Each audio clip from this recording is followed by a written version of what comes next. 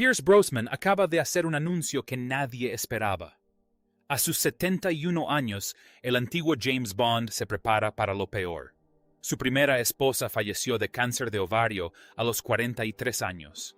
Luego su hija murió de la misma enfermedad a los 41. Ahora algo ha sucedido que lo obliga a enfrentar su mayor miedo. El hombre que interpretó al espía más duro del mundo se enfrenta a una batalla que no puede ganar, y lo que planea hacer a continuación tiene a todos preocupados. Pierce Brosnan nació el 16 de mayo de 1953 en Drogheda, Irlanda. No llegó al mundo con muchas ventajas. Sin riqueza, sin herencia familiar y, como se supo después, sin padre. Su padre, un carpintero llamado Thomas, desapareció tan pronto en la vida de Pierce que él no recordaba su rostro, su voz, ni siquiera su presencia. Era como si se hubiera desvanecido en el aire. Su madre May tuvo que cargar con el peso. Trabajaba como enfermera intentando mantener a flote una vida que ya empezaba a desmoronarse. Pero en 1957 tomó una decisión dolorosa. Se marchó a Londres en busca de trabajo, dejando a Pierce de 4 años en Irlanda. No tenía otra opción. Aún así, esa decisión creó otro vacío en el pequeño mundo de Pierce. Lo que se suponía que sería una breve separación se convirtió en 7 largos años. Durante ese tiempo pasó de un familiar a otro, primero con sus abuelos en Navan, luego con un tío y una tía en Trim. Cada nueva casa traía consigo nuevas reglas, nuevas escuelas y caras desconocidas. Pierce nunca se quedaba el tiempo suficiente para sentirse parte de un grupo. Aprendió a guardar silencio, a observar, a sobrevivir. Siempre fue el chico nuevo, siempre el marginado. Los profesores notaron algo en él. Era inteligente, pero retraído, siempre mirando por la ventana, nunca del todo presente. Entonces, todo cambió en 1964. A los 11 años, se mudó a Green, Escocia. Su madre se había vuelto a casar. Su nuevo esposo, William Carmichael, trabajaba en una fábrica. Era amable y paciente. Pero para un niño que había crecido sin estabilidad, este nuevo hogar le trajo sentimientos encontrados. Pierce se sentía dividido. Se alegró de volver a ver a su madre, pero también se enfadó. Y ahora ella tenía a alguien más, un nuevo hombre en su vida, un hombre que no era su padre. Aún así, William lo intentó.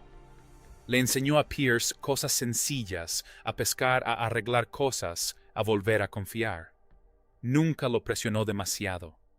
Nunca intentó reemplazar a nadie. Un día William llevó a Pierce al cine. Era 1964 y la película era Goldfinger. Sean Connery, como James Bond, deslumbró en la pantalla. Esa noche lo cambió todo. Para Pierce, Bond no era solo un personaje, era la antítesis de todo lo que había sentido. Bond era fuerte. Bond era seguro de sí mismo. Bond tenía el control. Y Pierce quería ser así. A los 16 años, Pierce tomó otra decisión audaz. Abandonó la escuela en Londres y se matriculó en la Escuela de Arte de Saint Martin. No tenía dinero ni un plan definido, solo una pasión por la pintura. Admiraba la obra de Francis Bacon y Lucian Freud. Por aquel entonces, ni siquiera pensaba en ser actor. Su interés principal era la ilustración y el diseño. Sobrevivía a base de tostadas y té, mientras que sus compañeros provenían de familias más adineradas. Estaba decidido a demostrar que merecía estar allí, pero el destino tenía otros planes. En 1971, mientras aún estudiaba arte, Pierce se topó por casualidad con un taller de teatro en el sur de Londres. Vio a un tragafuegos practicando su número. En lugar de marcharse, Pierce preguntó si podía intentarlo. Ese momento espontáneo cambió su futuro. El grupo notó algo en él, una mezcla de valentía y presencia natural. Lo invitaron a unirse. Nunca antes había actuado, pero ahora todo empezaba a encajar. al igual que Bond, había entrado en un mundo de riesgo y encanto. Poco después, Pierce se unió al Centro de Teatro de Londres durante 3 años de 1973 a 1976, donde entrenó más duro que nunca. La escuela era muy exigente. Más del 60% de los alumnos abandonaban. Los profesores eran duros. Los sometían a un gran esfuerzo para luego reconstruirlos. Algunos renunciaron. Algunos sufrieron crisis nerviosas. Pero Pierce perseveró. Trabajó en empleos ocasionales. Estudió a Shakespeare. Incluso se formó en mimo y en actos circenses. Costaba 1.200 libras al año, una fortuna en aquella época. Pero Pierce nunca se rindió. En 1976 consiguió su primer papel importante en una obra de teatro titulada Wait Until Dark. Era un thriller, y Pierce interpretó a un personaje que incomodaba al público. El director vio en él algo frío, algo perturbador. Esa cualidad funcionó. Un año después, asumió un papel audaz en una difícil obra de Tennessee Williams, The Red Devil Battery Sign. La obra había fracasado en Estados Unidos, pero Pierce la llevó a la pantalla grande en Londres. La crítica elogió su actuación. De repente la gente empezó a fijarse en él. Después dio el salto al cine. En 1980 tuvo un papel fugaz en la película El espejo roto junto a Elizabeth Taylor. Apareció en pantalla menos de 30 segundos. Ganó apenas 23 kilos, pero fue un comienzo. Ese mismo año apareció en la película The Long Good Friday junto a Helen Mirren y Bob Hoskins. Interpretó a un personaje secundario del IRA. La película no fue un éxito inmediato, pero con el tiempo se convirtió en un clásico de culto, y así Pierce comenzó a forjar discretamente su camino hacia el estrellato. En 1982, Pierce Brosnan era prácticamente desconocido fuera del Reino Unido. Había trabajado en televisión y teatro británicos, pero nada importante. Entonces ocurrió algo inesperado. Audicionó para un pequeño papel en una nueva serie llamada Remington Steele. No como protagonista, sino como víctima de asesinato. Podría haber sido el final. Una sola escena y listo. Pero el director de casting de la NBC vio algo especial en él. Vieron en él encanto, presencia en pantalla, algo magnético. Así que lo volvieron a llamar no para un papel secundario, sino para el protagonista. Esa decisión lo cambió todo. El plan original para Remington Steele era un estafador estadounidense experimentado de unos 50 años. Browen tenía 29, era joven irlandés y desconocido en Estados Unidos. Aún así, los productores se arriesgaron.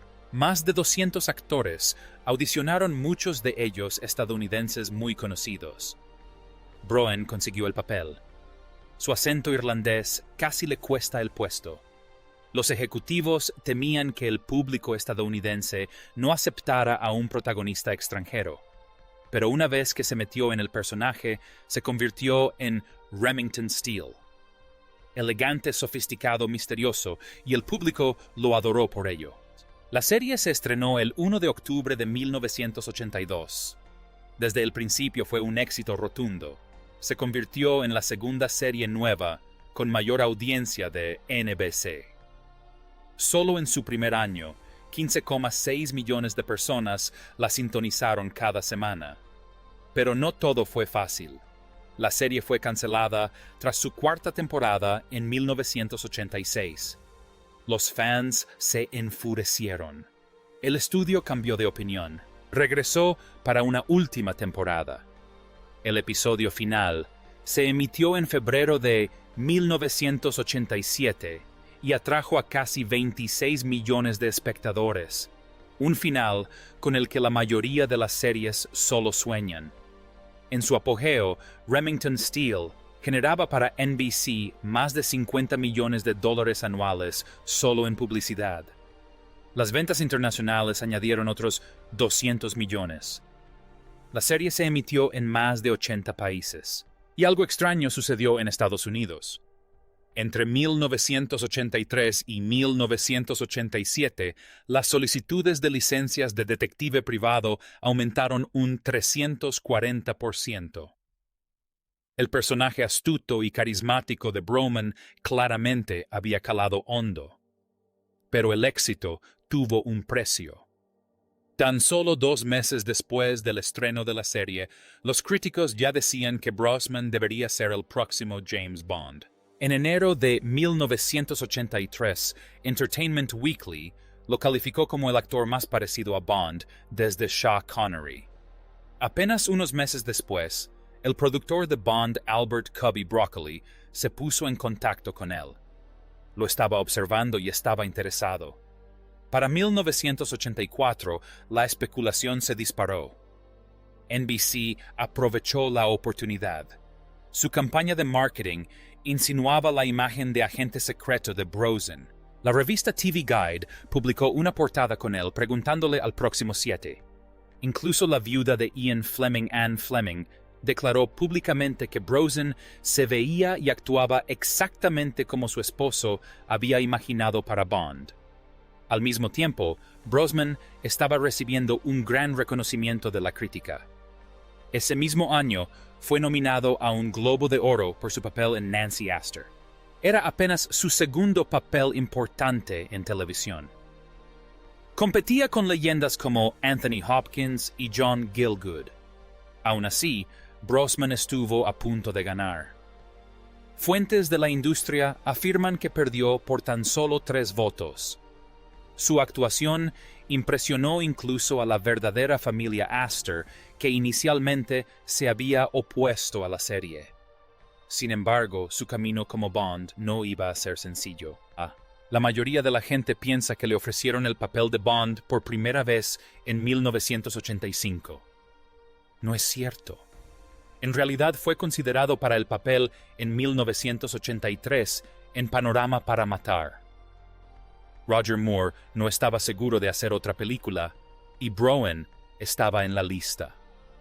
Había conocido a Broccoli en el set de Solo para tus ojos, donde la esposa de Brosnan, Cassandra Harris, tenía un pequeño papel. Broccoli lo miró y dijo: «Si sabe actuar es mi hombre». Pero el estudio entró en pánico. Le ofrecieron a Moore una suma enorme, más de $3,5 millones para que regresara. Así que la filmación de Brosnan se retrasó de nuevo. Luego, en 1986, sucedió algo aún peor. Remington Steele había sido cancelada. Pero cuando se corrió la voz de que Brosnan podría ser la próxima película de Bond, los índices de audiencia de la serie se dispararon. NBC vio una oportunidad. Revirtieron la cancelación y encargaron una 5ª temporada corta. Brosnan aún tenía contrato vigente. Eso significaba que no podía filmar Bond. Fue brutal.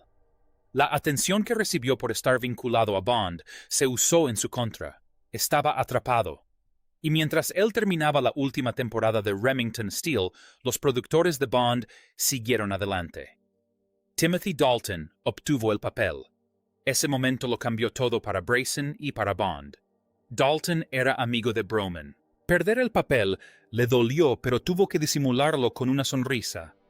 La versión de Bond de Dalton era más oscura y cruda. No tuvo éxito. Licencia para Matar fracasó en Estados Unidos, recaudando apenas $34 millones. Brosnan lo vio desde la barrera. Sabía que podría haber aportado algo diferente. Entre 1986 y 1994, lo que los fans llaman los años perdidos, Brosnan no desapareció. Tomó decisiones acertadas en El Cuarto Protocolo. 1987 interpretó a un espía británico en un thriller de la Guerra Fría. No era Bond, pero casi. Protagonizó Nómadas 1986, demostrando su versatilidad en un papel sobrenatural. Incluso participó en anuncios de Coca-Cola Light, donde interpretaba a un elegante héroe de smoking. Un guiño bastante evidente a Bond. Pierce Brosnan conoció a Cassandra Harris a finales de los años 70. Ella ya era una actriz en activo. Había nacido como Sandra Colleen Waits en Sydney en 1948. Cuando se conocieron, la chispa surgió al instante. Pierce no tenía intención de enamorarse, simplemente la encontró hermosa. Pero algo sucedió. Pronto se fueron a vivir juntos a Wimbledon. El 27 de diciembre de 1980 se casaron. Cassandra acababa de pasar por un divorcio difícil, así que este nuevo capítulo significaba muchísimo para ella. Ella tuvo 2 hijos de ese matrimonio, Charlotte y Christopher. Pierce no lo dudó. Entró en sus vidas como si siempre hubiera pertenecido a ellas. Cuando el exmarido de Cassandra, Dermot Harris, murió de un ataque al corazón. En 1986, Pierce adoptó legalmente a los niños. Tomaron su apellido. Pero fue más que papeleo. Pierce no creció con un padre así, que se volcó por completo en ser el padre que nunca tuvo. Una vez dijo, no fui padre, yo era solo Pierce y luego me convertí en papá. En 1983, Cassandra y Pierce tuvieron un hijo. Lo llamaron Sean. Así la familia creció y se sentía plena y cálida. Los niños se llevaban bien y la carrera de Pierce estaba despegando, pero la familia era lo primero. Quería darles el tipo de amor que él nunca recibió de niño. Se aseguró de que se sintieran seguras, felices y valoradas. Algo mágico ocurrió en 1981. Cassandra fue elegida para la película de Bond Solo para tus ojos. Interpretó a una chica Bond antes de que Pierce siquiera soñara con ser 7. Pero mientras filmaba, Pierce conoció al productor de Bond, Albert Broccoli. Cassandra creyó en él y lo animó a presentarse al papel. Broccoli quedó impresionado y consideró a Pierce como el próximo Bond. Pero Pierce estaba atado a un contrato con Remington Steele. No podía aceptar el papel. Todavía no. Cassandra lo deseaba con todas sus fuerzas para él. Pero nunca llegó a verlo hecho realidad.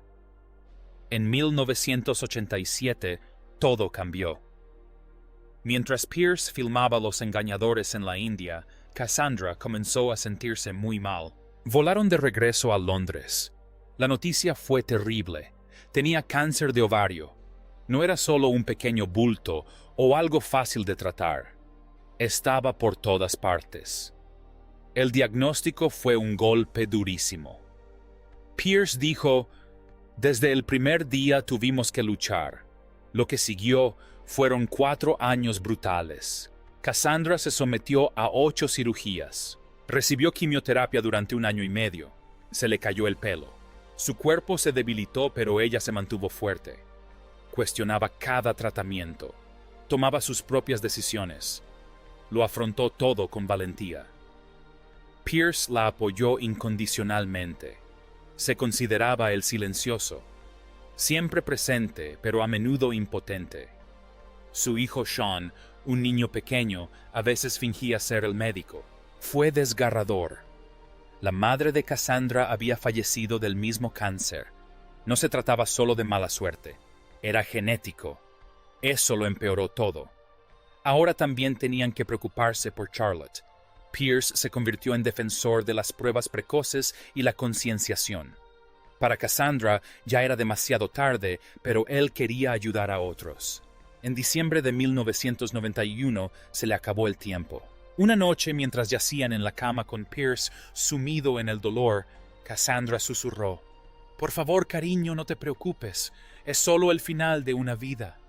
Ella seguía siendo fuerte incluso al final. No quería máquinas ni hospitales. Quería dignidad. Afrontó la muerte en sus propios términos. Falleció el 28 de diciembre de 1991.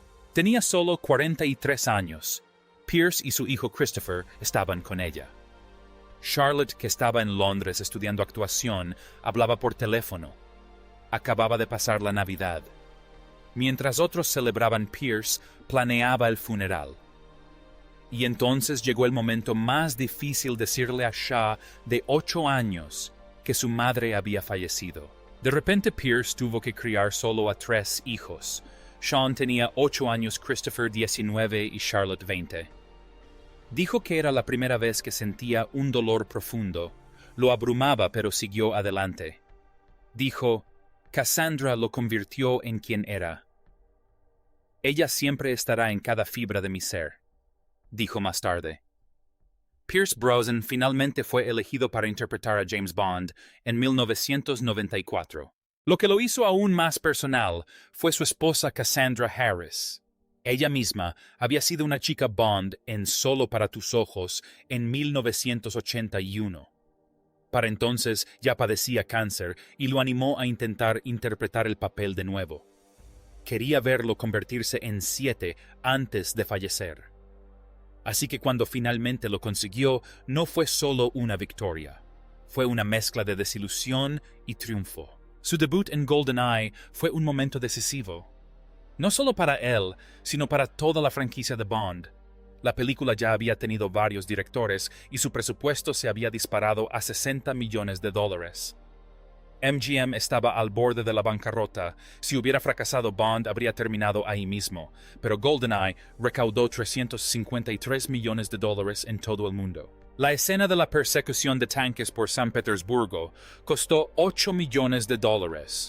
Brosnan realizó el 90% de sus propias acrobacias, incluyendo un aterrador salto en bungee desde una presa de 220 metros en Suiza. Fue tan peligroso que las aseguradoras se negaron a cubrirlo.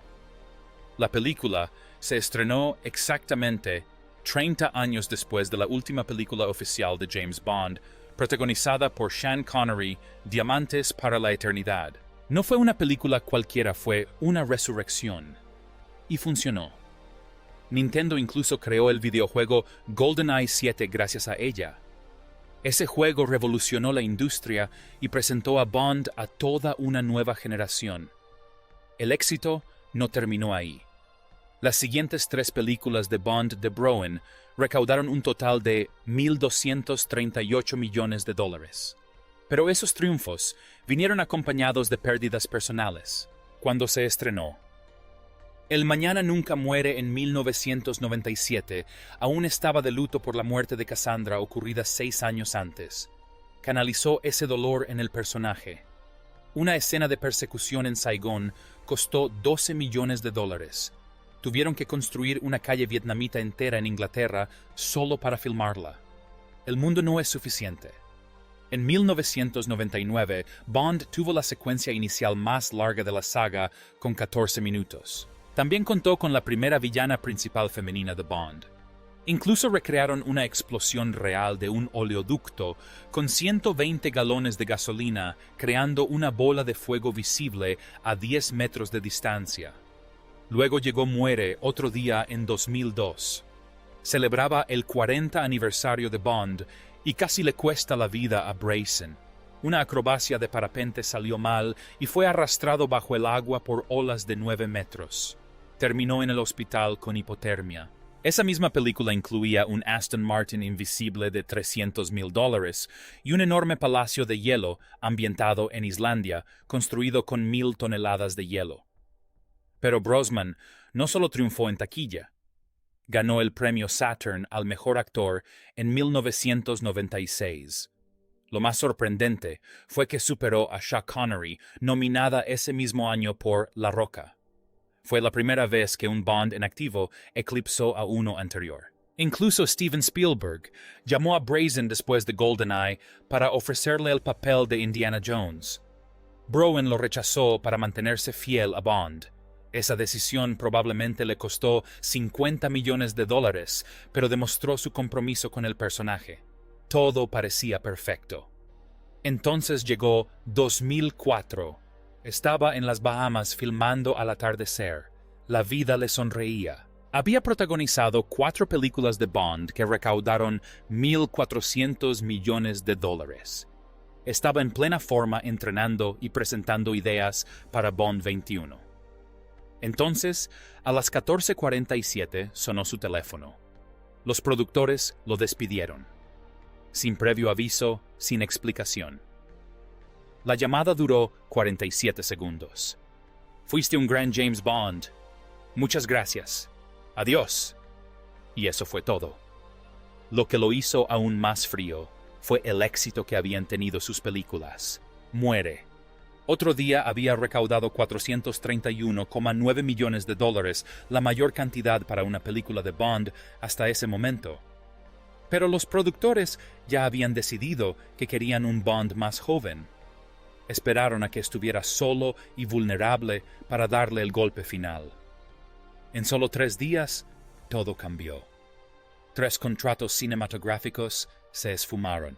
Los estudios se retiraron. Correos electrónicos internos revelaron más tarde que lo consideraban demasiado Bond y difícil de encajar en cualquier otro papel. Su precio bajó de 12 millones a 3 millones.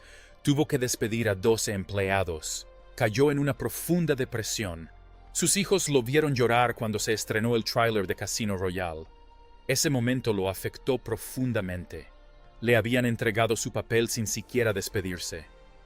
Resulta que los productores habían estado haciendo pruebas a otros actores durante 2 años, fingiendo que aún creían en él. Esa traición dolió más que el despido en sí.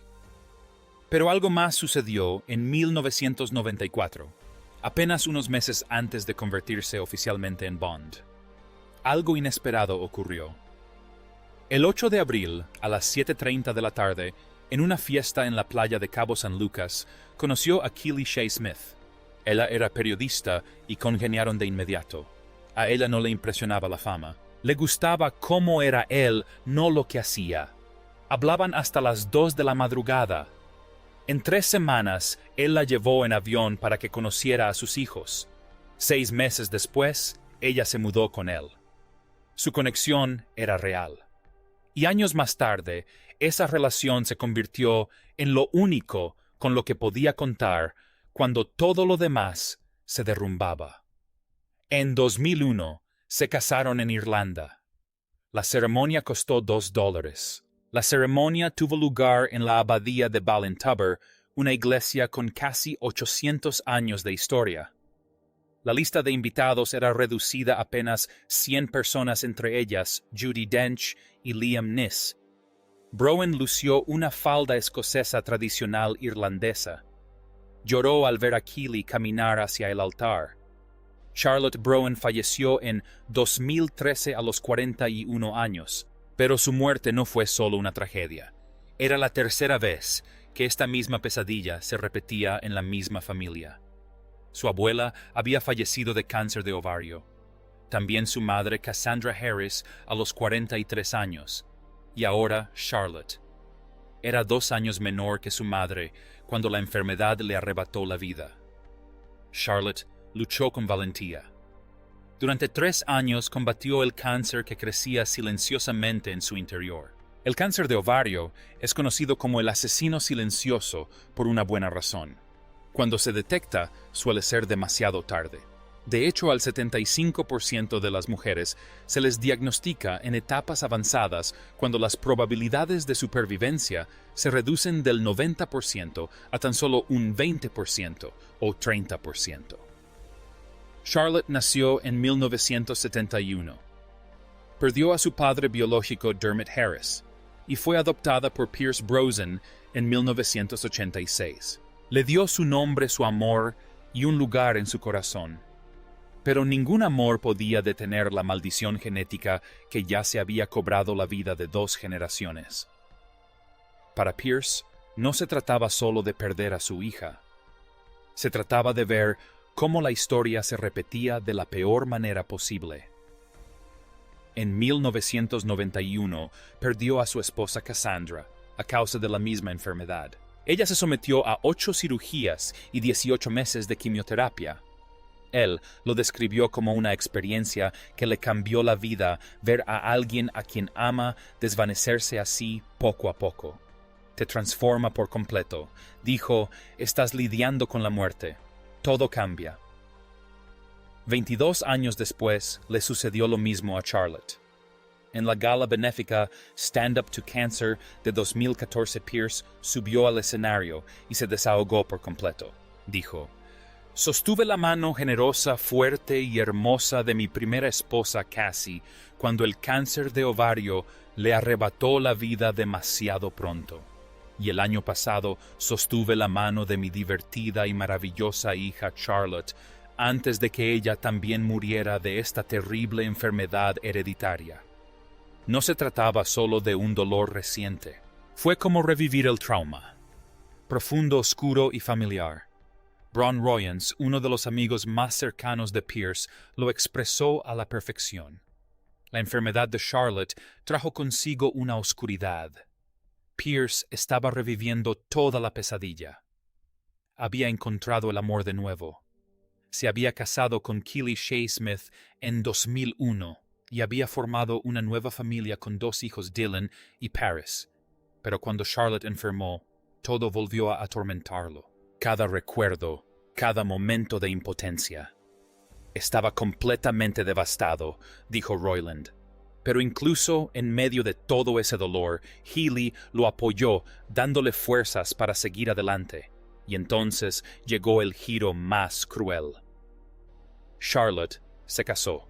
El 14 de junio de 2013 le dio el sí a Alex Smith, su pareja de toda la vida. 2 semanas después, falleció. El 28 de junio de 2013, esa tarde de viernes a las 2:00 p.m., murió en Londres.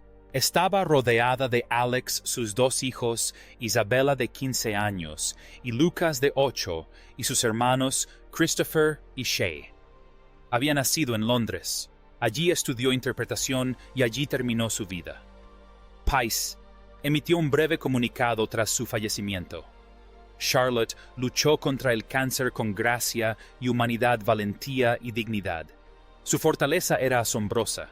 Incluso en sus últimas semanas organizó su boda. Quería que sus hijos vieran que el amor aún importaba. Su hija Isabella tenía 15 años cuando perdió a su madre, al igual que Charlotte cuando a Cassandra le diagnosticaron la enfermedad. Lucas tenía 8 años, la misma edad que tenía Sean, el hijo de Pierce, cuando falleció su madre. El eco de la historia fue casi demasiado preciso, demasiado cruel. Sus amigos decían que Charlotte era el tipo de madre que se entregaba por completo a sus hijos. Su amiga Claire Beckwith recordaba que decía que ya no le importaba actuar. «Esta es mi familia», dijo. «Quiero darles todo el amor que pueda». Y así, Alex Smith pasó de recién casado a viudo en 2 semanas. Ahora tenía que criar a 2 niños que acababan de ver desaparecer a su madre. Pierce, ahora abuelo, intervino reviviendo el duelo, pero también intentando ser fuerte por los que quedaban. Pero no todos los hermanos de Charlotte encontraron la manera de sobrellevarlo. Christopher Browen cayó muy bajo. Tras la muerte de Cassandra en 1991 solo tenía 19 años. Tenía un futuro prometedor. Trabajó en las películas de James Bond de Pierce, como El mañana nunca muere y El mundo no basta. Pero el dolor lo alcanzó. En 1996 fue multado con 1,000 libras por conducir ebrio. Un año después pasó 3 meses en la cárcel por reincidir. Luego llegaron las drogas GHB heroína. Se desplomó a la salida de un club de Londres y cayó en coma. En 2012, a los 32 años, fue arrestado de nuevo, esta vez por posesión de heroína. Se había integrado al mundo del narcotráfico de Brixton. Muy lejos de Hollywood, muy lejos de quien solía ser. En junio de 2024, Christopher hizo su primera aparición pública en 20 años. Los paparazzi lo vieron frente a un supermercado en Londres demacrado solo a los 51 años.